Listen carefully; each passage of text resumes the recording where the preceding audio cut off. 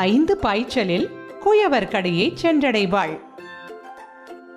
உடைந்த பானை துண்டுகளை எனக்காக எடுத்து வைத்திருக்கிறீர்களா?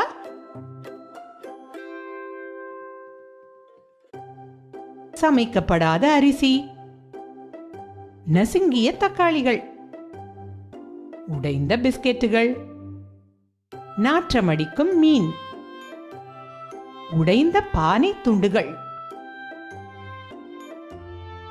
என்ன திட்டம் தீட்டுகிறாள் ஃபரீதா? மியாவ் மியாவ். பூனைகளுக்கு சாப்பாடு. நாய்களுக்கான தின்பண்டங்கள். கா கா. காகங்களுக்கு விருந்து.